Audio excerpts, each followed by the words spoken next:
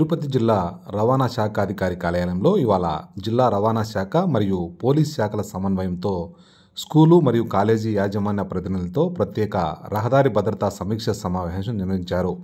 ఇటీవల రాష్ట్ర వ్యాప్తంగా చోటు చేసుకుంటున్న రహదారి ప్రమాదాల నేపథ్యంలో ఈ సమావేశం నిర్వహించడం ప్రాధాన్యత సంతరించుకుంది.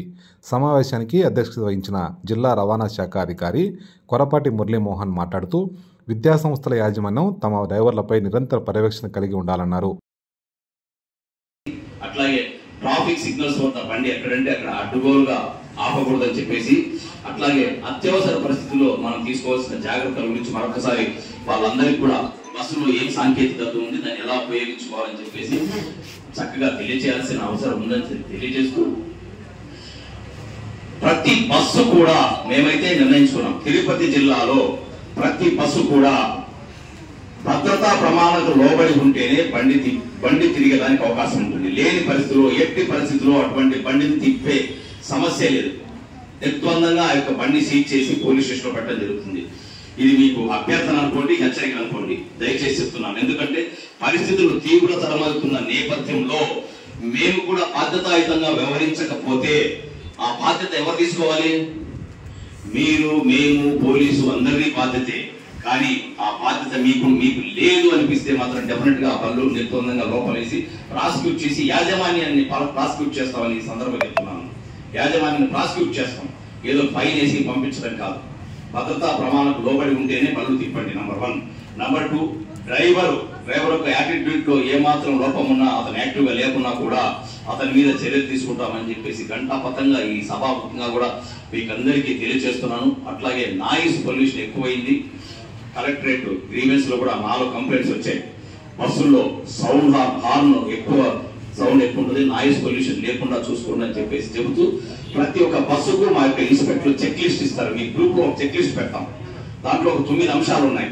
ఫైర్ ఎక్స్టింగ్విషర్, హ్యామరు, అట్లాగే బస్ బాడీ లేఅవుట్, అట్లాగే వచ్చేసి ఎమర్జెన్సీ ఎగ్జిట్, ఇలా అన్ని రకాల భద్రతా ప్రమాణాలకు సంబంధించిన సురక్షితమైన సాంకేతికత విషయాల్ని పరిగణలోకి తీసుకుని అవన్నీ కూడా మీకు ఒక లిస్టు తయారు చేసి ఇచ్చాం. ఆ లిస్టు ప్రకారం ఆ వాహనం ముందే చెప్పేసి ఇన్స్పెక్టర్ సర్టిఫై చేయిస్తేనే మీ బండి తిరుగుతుంది. దానికి కేవలం 1 వారం రోజులు వ్యవధి మీకు ఇస్తున్నాం.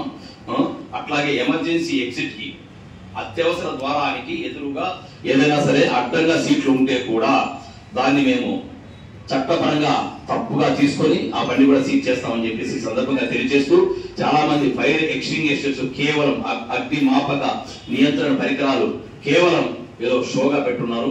అవి కాదు, అవి క్యాలిబ్రేషన్ అయి ఉండాలి.